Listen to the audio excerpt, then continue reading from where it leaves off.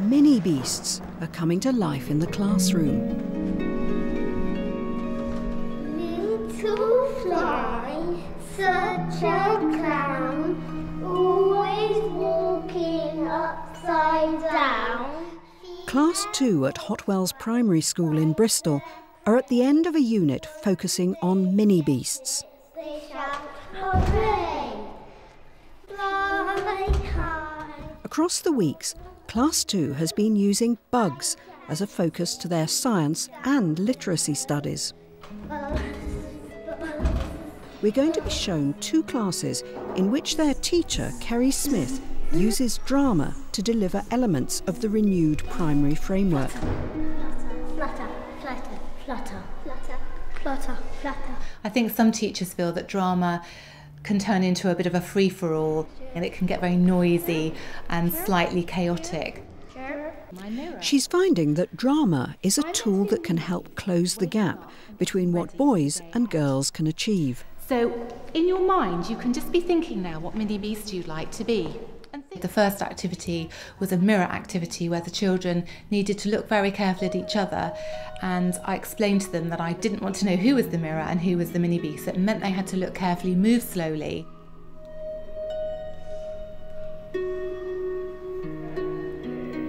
First, she demonstrates a mirror exercise. She's encouraging the scientists' critical looking skills. They had to reflect back how a mini beast looks to decide how they were going to pose and how they were going to move. I'm going to come and quickly put you into pairs, mirror and mini beast. Drama sits in the national curriculum as part of the English programmes of study, and it has to be taught within school. We're trying to cleverly weave it throughout the curriculum. The project came from the additional text-based unit, Really Looking. I chose to teach it this term, summer term 6, because of the work I'm doing on animals and plants locally, and it just weaves so perfectly with that, and the unit was devised with that in mind. I used as my starting point the school garden for life, where we took the children and they did a mini beast hunt. I then built on their observations, taking them to the ICT suite, and I had a pre-designated site that I'd logged into for the children. They did their own research, really looking carefully. I then decided crucially to add the drama. A spider. We have Silvo and Kezia, and I'd like you just to try and work out what mini beasts they are.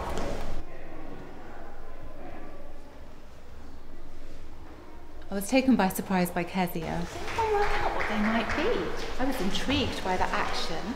I was taken aback because I was guessing a mini beast that we might find locally. A ladybird. Rufus. Butterfly. Whale butterfly. A praying mantis. Kezia had decided to bring her knowledge of a praying mantis and how she looked closely at a praying mantis and how she'd read about that when we visited the computer suite. It was lovely to see her bringing that through into her drama and thinking very carefully about the characteristics of the praying mantis. Well, praying mantises, when they're afraid of something, they start going like that.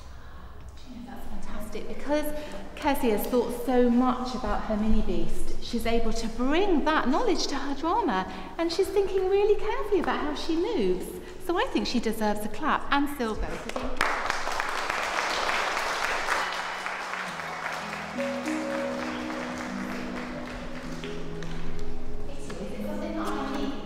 I placed leaves on the floor just to set a little bit of a context for them and to add a bit of fun. I wanted them to take a magnifying glass around a habitat, a forest. Right, so Charlie's crouched down quite low, so I'll get down low with my magnifying glass and look really carefully. It's very important in these activities to actually model for the children what you want. Then, I'm going to imagine I've just heard the tambourine shake. They also needed to think carefully about how a mini beast would move, because as the tambourine was shaken, they had to move off as that mini beast. He seems to be sort of slithering, doesn't he? Ollie. Is he a grasshopper? Grasshopper, no. Class 2 has more boys than girls. It's a split reflected across the whole school. Right, would you like to tell us what you are? Put us out of our misery. I'm an earwig. An earwig, a bit more closely. Kerry is the literacy subject leader for the school. She's keen to promote techniques that will boost boys' writing skills.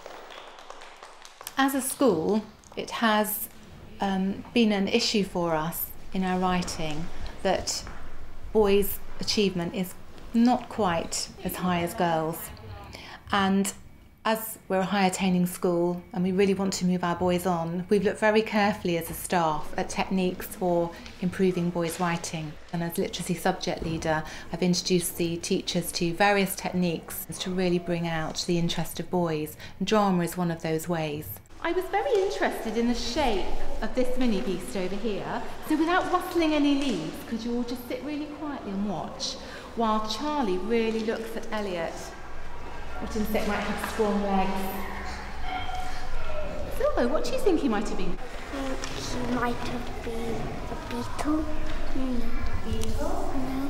Let's tell us what you were, Elliot. And crouching down to eat the leaf. Oh, you were actually eating the leaf. That's why your head was down. Did you know that's what he was, Charlie? Well done, Elliot. You thought really carefully about your insect. So far, Kerry has encouraged her young scientist to look carefully. Now, science gives way to literacy. The next step was to take the children forward to another activity, lights, camera, action, where I was able to weave in the objective of working together as a group. Minnie and George, you've got the line, hurt no living thing. This involved the children who've already studied the Christina Rossetti poem, Hurt No Living Thing. It was a way of them reenacting it and using some language. And then I'd like Ollie, Charlie, W and Asia to work on No Grasshopper, so light of leaf. Tomorrow, the children will be presenting their own poems. For now, Kerry has created small teams, an actor, a reader and a director. Okay, you can be the actor. I'll be the director and you can... And I was very impressed with the way that they allocated their roles of director, actor and reader. And the director was to gently mould the actor into the shape of a mini beast.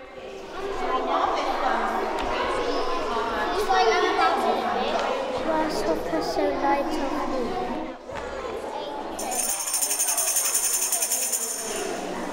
Would you just like to stand absolutely still, please? Because we need to do lights, camera, action. Because we're going to bring a poem to life, because that's what poetry is all about. It's not about always reading them in a book, it's about acting them and having fun.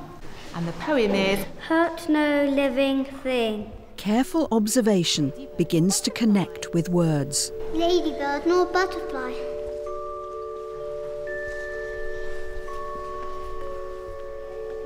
nor moth with dusty wing. Nor moth with dusty wing. Nor cricket chirping cheerfully. Nor cricket chirping cheerfully.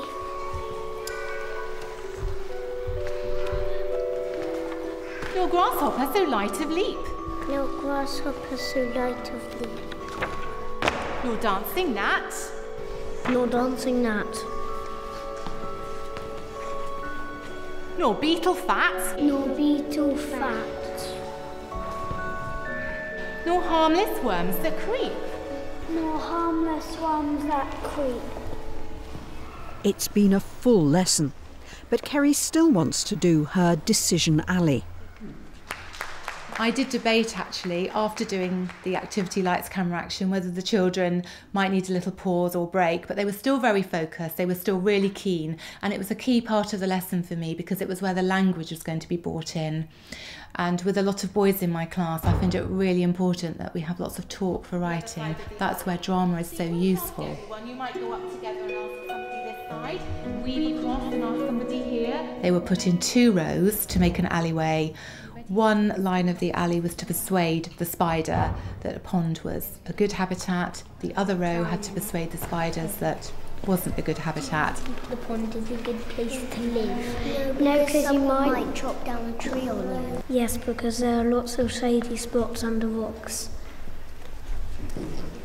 It was very clear that the children were using lots of language that they could bring through into their poetry. No, because you might drown and there might be like loads of predators and there could be birds and come down. Humans. So the word predator was used, shady, lots of adjectives started to come out. The pond would be a good home. Yeah, because there's lots and lots of shady bits and there are lots of oak trees. People there. Drama helps because it offers the boys a chance to talk. Boys and reluctant writers, they need to talk before they're writing. Would you like to give us your decision next? Yes. Going to move to the pond. Oh, you've just rated them. Well done. Give yourselves a big clap. The lesson played a crucial place this morning because it enabled the boys to talk before they're writing, to engage in some practical activities that made them think carefully about the mini beasts that they'd observed. You could hear the words flying around when they were discussing ideas for Decision Alley. Words like habitat, shady, cool, suitable, predator, and all of those words then, hopefully, will be carried through into their poetry. Well, this morning we're really going to celebrate the writing of the children. I've seen the process through from reading good quality mini beast poems. The children have observed mini beasts, and now it's a chance for them to celebrate and read their poems out. Lowell, was there anything you were proud of in your poem? Any words that you used that you were really pleased with? Wizzy and Speedy. Fantastic. He's thinking as a poet. I've selected some extracts from the children's poems. They're going to read these aloud. We'll put a few actions to them. He said, "Wizzy, speedy shield bug likes to be snug as a bug in a rug." Shall we make ourselves into snug shield bugs, snug as a bug in a rug? How can we show Wizzy without actually moving around? What could we do? Santi? That's better. And stop. So we're going to be Wizzy and Speedy. We've got whizzing and speeding. We've got here fluttered and floated. The children have remembered the actions they've done in drama. Metallic fluttering butterfly, drifting carefully along the sky. Never touch or hurt its wing, otherwise it won't ever live. It's lovely that the elements of not hurting the mini beasts has come through, so we'd never kill. And I think there again, because they've acted, that's reflected through into their writing. The boys have really immersed themselves in some language-rich poetry, and it does reflect in their writing. They've also presented their poetry really well because they know that they're poets and they're going to read some of their poems out this morning. Earwig, earwig, with your little body. It's funny you aren't plodding with your little body. Now whizzing round the corner, we know you aren't plodding with your little body. It's quite easy then, once you've linked drama into literacy, science and history, to see other ways that it can really bring the children's learning to life.